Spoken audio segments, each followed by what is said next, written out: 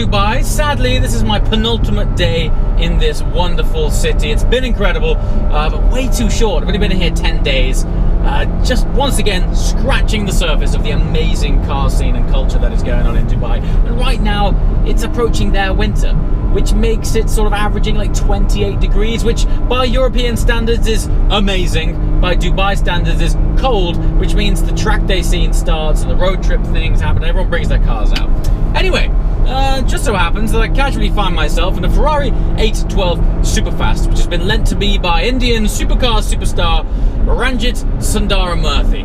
Wonderful dude. We met the other night at an Audemars Piguet event, and well, let's face it, petrol heads will speak the same language. And lo and behold, just a couple of days later, he's thrown me the keys to his F12 Superfast, where I'm now following him in his McLaren 720S. We are heading out to the desert to have a play around with some cars. But today, I believe, is an appropriate time to address the future of my F12 Superfast, which I've got on order back home in sunny England. Not.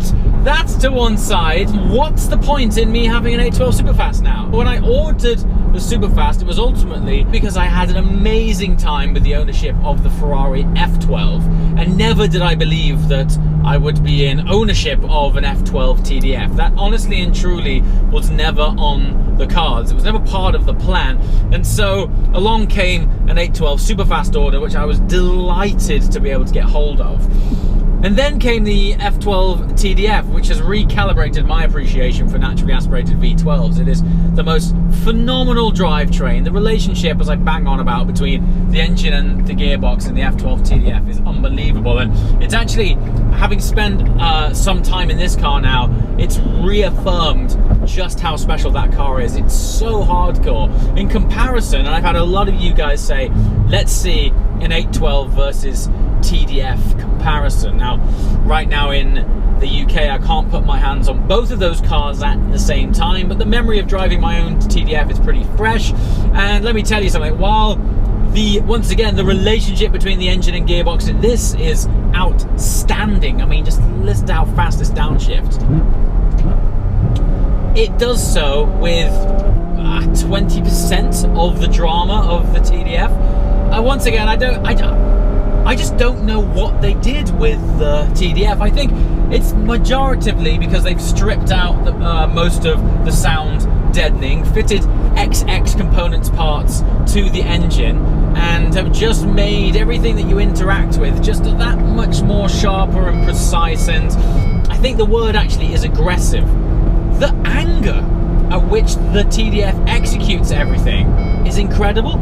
It really does make it a massive sense of occasion. Now, I don't want to detract from the F12, wonderful car, but the best way of explaining the two driving experiences is that this is very much a daily driver. Now, I know on the outset that sounds bonkers, 800 horsepower Ferrari V12 to be a daily driver, but in comparison to the TDF, this is just a wonderful, comfortable, pretty quiet Grand Tourer. I mean, I'm in race mode right now, having no trouble conversing with you at all. Casually driving along in a relaxed driving position. You never really feel too relaxed in the TDF. It always wants you to be on your guard. That's one of the things that I love about the car. Once I've stepped out of it, I'm aware that I've been for a drive. My sensory receptors have been punched in the face and they're like, wow, what just happened?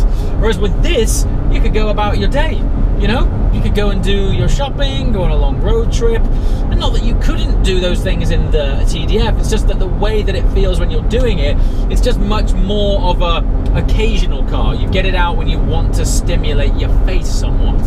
Anyway, drawing parallels apart, I now sit in this most incredible position where I'm like, what's the point in owning two of these cars? A TDF and an F12.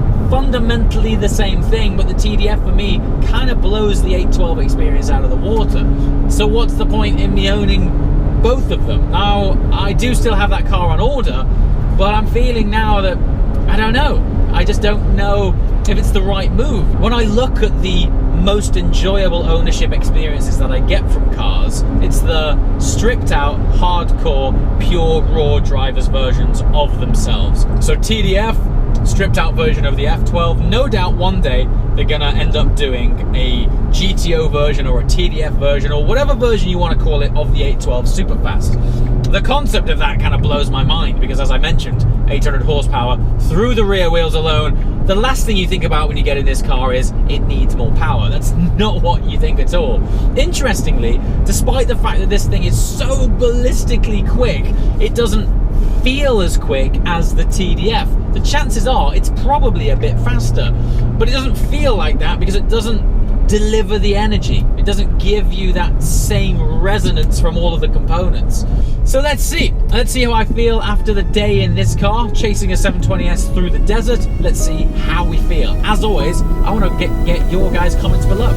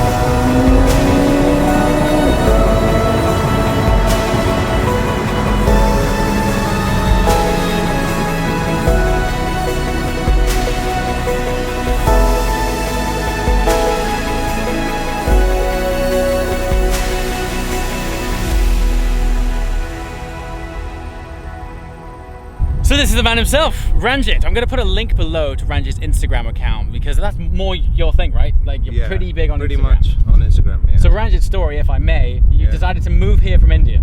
Yeah. Right?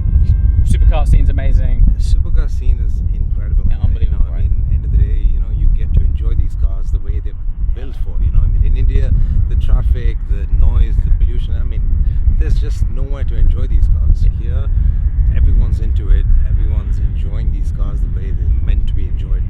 I love it here. It's amazing, right? It's amazing. You did what I would like to do, or at least spend some more time here, right? You should. So every time I come here, I'm like, I'm going to spend a lot more time. So the original idea, for those of you guys that might not have clicked, was that I was supposed to be doing about 2 or 3 months here this time. But then we're expecting a baby at the end of January, and so I'm unable to do it. So now I'm planning on doing it towards the end, this time next year, right? But it's good to come out here, get a feeling of the scene, and every time I come out, I meet great people like this guy, and the car scene just gets better and better, man. Always. It's unreal. It's just incredible, the number of cars that have come in here in Dubai. Yeah. Hypercars, supercars, I mean, everyone's into it, You name it. That's what I love about this place. Yeah, it's super cool. It's amazing. And the quality of the roads. Yeah, exactly. Like all of I mean, other than the fact that sometimes they're blocked by sand dunes. Yeah, that's incredible. It is really amazing, man. I can't believe how. Yeah, I mean, right now, I mean, maybe in the next few months in England, we might have some roads being blocked for 2 days with some snow. But not like this. I mean, this is really, They haven't even cleared it, exactly, yeah. I just understood now why there's a big 4x4 culture here. Yeah. Right, because makes sense. Yeah. What I would love to do is come back next time, get like a racing quad in the desert or something like that. I think you should. Yeah, that'd be awesome.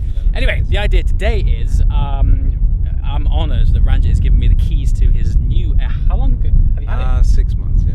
6-month-old Ferrari 812 Superfast, which is incredible. But for Ranjit, it's awesome because he gets to see both of his cars on the road at the same time. Yeah, it's the first time. Man, I know how that feels. Like it's cool but weird. Like seeing someone else driving your car on the road is pretty weird. It's the first time, I mean, you don't really normally get to give your keys to someone else to drive, It doesn't happen that often. Yeah. But obviously I trust you. I appreciate it, man. No. Anyway, we've rigged both cars up with cameras, and now we're going to go and capture some cool stuff to share with your eyeballs. Let's hit it. Now, amazingly, I've spent quite a lot of time in Dubai, but I've never been out to the desert properly. And I've always seen these iconic scenes of sand flying up behind supercars and roads with sand dunes that have drifted over the tarmac. Look at this! This road is blocked because of the sand. It's really cool. I sort of half thought that it might have been like just a few roads or photoshopped or something, but no, this road is blocked from a sand dune. This whole city is pure playground. Imagine, I mean, I'm just scratching the surface of the supercar scene here. Imagine the off-road scene and the motocross scene and the race quad scene, and then there's water sports and there's climbing. I'm just trying to think. Ras Al Khaimah has amazing driving roads and mountain climbing. They have the longest zip line in the world. I think I gotta spend some more time out here, guys. Particularly in the winter for a European, the supercar scene kind of shuts down. So would you like to see me come out here for an extended period of time in the winter and do all sorts of this sort of stuff? Little known fact, I used to race motocross when I was younger, so I'd love to get back on a bike out here. Look at it. Unbelievable place. All right, we're out in the desert. McLaren 720S, right there. He's recently had it wrapped, so it's satin and gloss, and the gloss is in the right areas to show up the contours and curves of the car. It actually looks amazing. And I mean, it's brand new 812 Superfast. I never get over the hospitality of this country. Relentlessly friendly. Bonkers. I mean, in what world does someone just throw you the keys to 812 Superfast? But there it is, only in Dubai. Oh, and the 720's kicking up so much sand off the back of the car. Wow, you can actually see the aero working. You're getting a good appreciation of how the diffuser on that car works, because you're getting this rooster tail of sand coming off the back of it. I can see now. I was once told that if you import a car from the GCC or the UAE, that the air filters are totally different. Now I know why, because you're sucking in half the desert as you're driving along. But for filming purposes, it looks really special. Seeing the sunlight bursting through all the grains of sand, that's so cool. But I really love the sand dunes which kind of creep into the road. I know ultimately it's not ideal, but it makes it so exotic. And let's face it, all the roads that you actually drive on are pretty clear. It's not a problem. And then when you get to a place which is a dead end, it just makes it like the perfect photo shoot opportunity. It's gorgeous.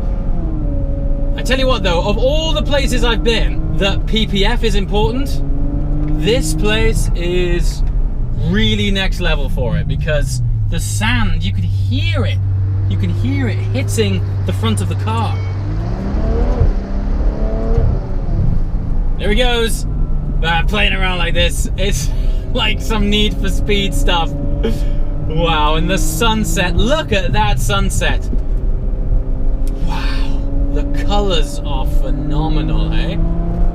And all while we're doing this, there's people racing around us in the desert on quads and motocross bikes and all sorts of things. And that 720's gone! Look at it! Look at the rooster tail! It's huge!